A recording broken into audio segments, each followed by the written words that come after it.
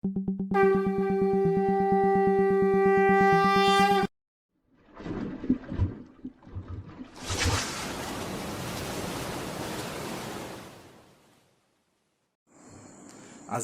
মই আৰু বৌ আহিছোঁ যোৰহাটৰ বৰভেটি নামঘৰ আৰু এতিয়া লৈছোঁ চাকি বন্তি আৰু লম নিমখ, কাৰণ ইয়াত নিমখ দিলে হেনো ভাল বুলি শুনিছোঁ, নিমখ দান কৰিব লাগে ইয়াত। এয়া হৈ গৈছে চাওক বৰভেটি নামঘৰৰ সন্মুখ ভাগ।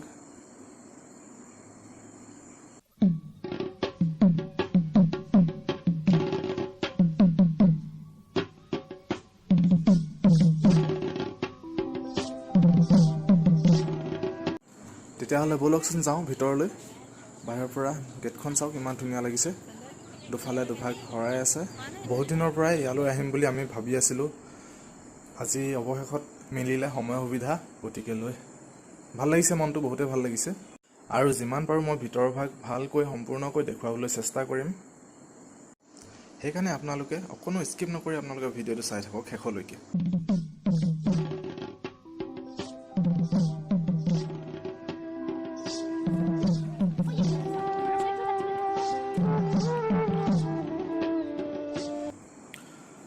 আৰু এতিয়া আমি ভিতৰলৈ সোমাই আহিছোঁ।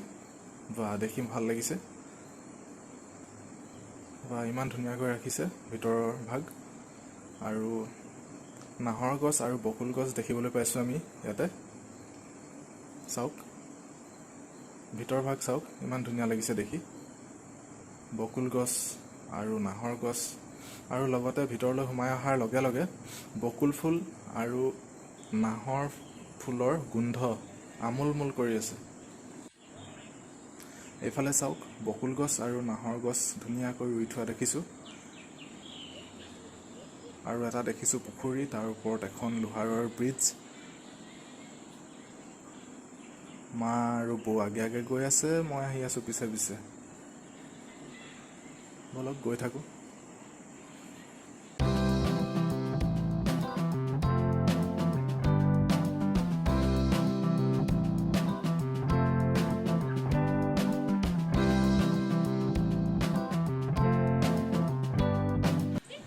এইটো হৈ গ'ল জিৰণি ঘৰ।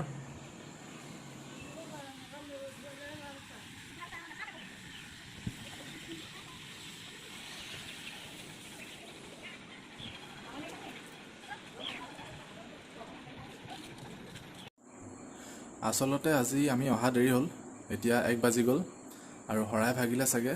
আমি যিহেতু শৰাই আগবঢ়োৱা নাছিলোঁ, গতিকে আমি ঘৰৰ পৰা অকণমান দেৰিকৈ ওলাইছিলোঁ, গতিকে এতিয়া সেৱা ভাগ কৰি লওঁ আমি।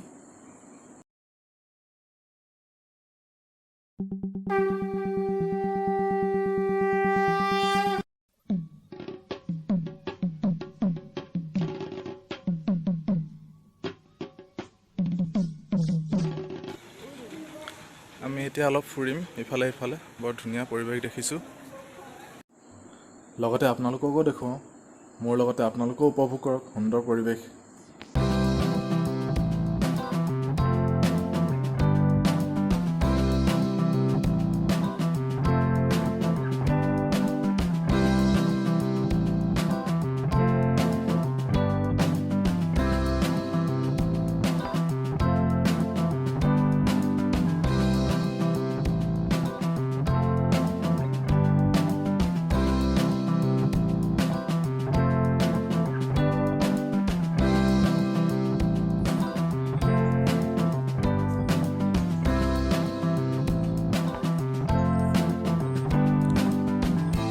দেখা গৈছে ইয়াত।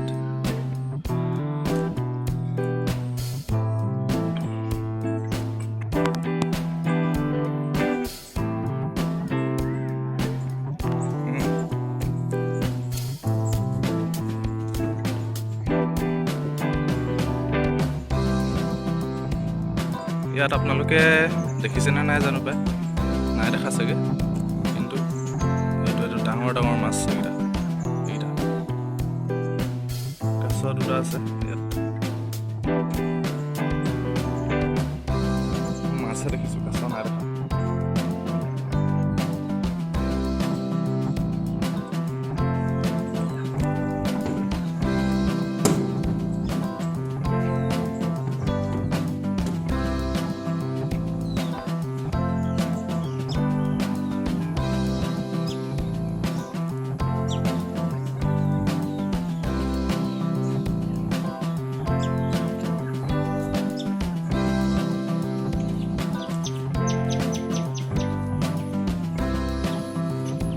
মাফালে চাই দিয়া খাই দি দিয়া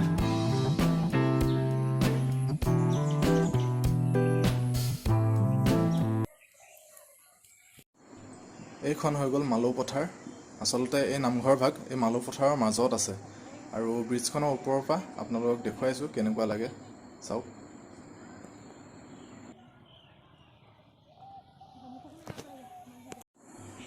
বাৰু এতিয়া আমি এডোখৰৰ পৰা যাওঁ আমি এতিয়া যাম মূল জেগালৈ যিহৰ কাৰণে এই নামঘৰ ভাগৰ নাম বৰভেটি নামঘৰ হ'ল সেইডোখৰ আপোনালোকক দেখুৱাবলৈ চেষ্টা কৰিম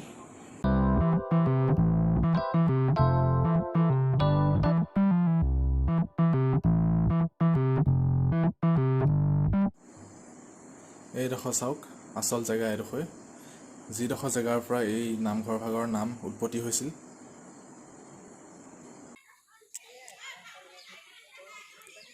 নিমখ ইয়াত দিয়ে নেকি ইয়াত দান দিয়ে নেকি নিমখ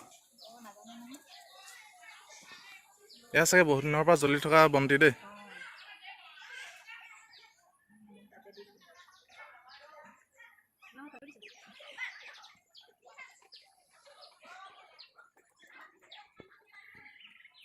ইয়াতো চাকি বন্তি জ্বলায় আৰু নিমখ দান কৰে আমি আগতে অহা নাছিলোঁ নহয় গম নাপাওঁ সেইকাৰণে এইফালে চাকি বন্তি জ্বলাব পাৰি বুলি একদম গছ পুৰণা পুৰণা গছ আছে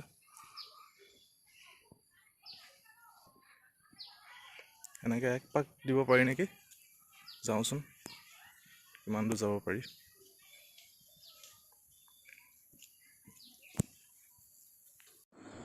আমি আচলতে কিতাপত পঢ়িবলৈ পোৱা মতে মুৱামৰীয়া বিদ্ৰোহ যেতিয়া হৈছিলে সেই সময়তে এই ঠাইত এইটো ভেটি বন্ধোৱা হৈছিলে বুলি শুনিছিলোঁ বা আমি কিতাপত পাইছোঁ মায়ামৰা সত্ৰৰ সত্ৰাধিকাৰ অষ্টভুজৰ পুত্ৰ সপ্তভুজ দেৱে শদিয়াৰ পৰা মানাহলৈ সকলো শিষ্যকে নিমন্ত্ৰণ কৰিছিলে বোলে এই ঠাইডোখৰ তেতিয়া 24 ফুট দ আছিলে আৰু প্ৰায় 8 লাখ শিষ্য ইয়াত মানে সমাগত হৈছিলে আৰু প্ৰত্যেকে বোলে এচপৰাকৈ অৰ্থাৎ 8 লাখ চপৰা মাটি ইয়াত মানে দিছিলে সেইকাৰণে ইমান ডাঙৰ এটা ইয়াত ভেটি হৈ গৈছিলে সেইকাৰণে ইয়াক কোৱা হয় বৰভেটি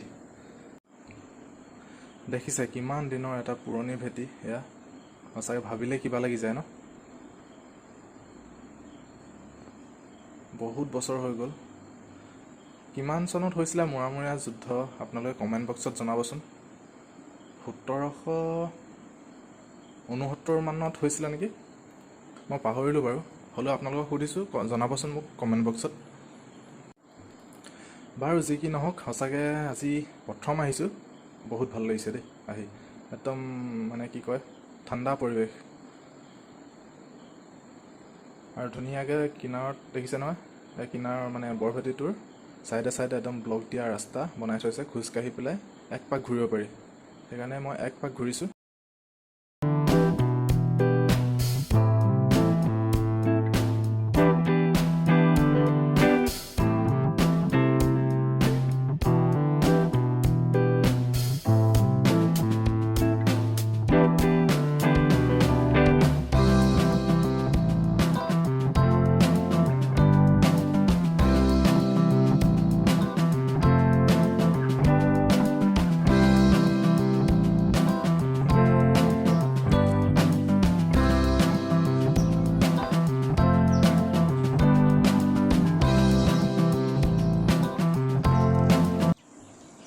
আমি এতিয়া আহি পাই গ'লোহি আমি য'ৰ পৰা ষ্টাৰ্ট কৰিছিলোঁ ভেটিটোৰ চাৰিওকাষে ঘূৰিবলৈ আৰু সঁচাকৈ বহুত ডাঙৰ দেই মানে অলপ ভাগৰ নিচিনা লাগি গ'লগৈ আৰু ঘূৰি ঘূৰি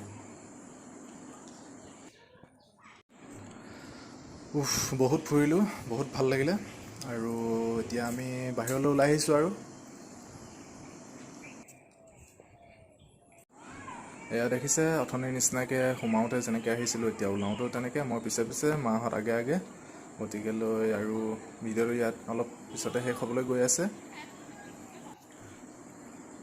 আকৌ এবাৰ ওলাই আহোঁতে মই নামঘৰৰ ভিতৰৰ ভাগ দেখুৱাবলৈ চেষ্টা কৰিছোঁ চাওক মানে এইডোখৰত ৰৈ পেলাই সঁচাকৈ ধুনীয়া লাগে দেখি পেলাই সেইকাৰণে আকৌ এবাৰ দেখুৱাইছোঁ আপোনালোকক নাভাবিব যে দেখুৱাই আছোঁ বুলি দেই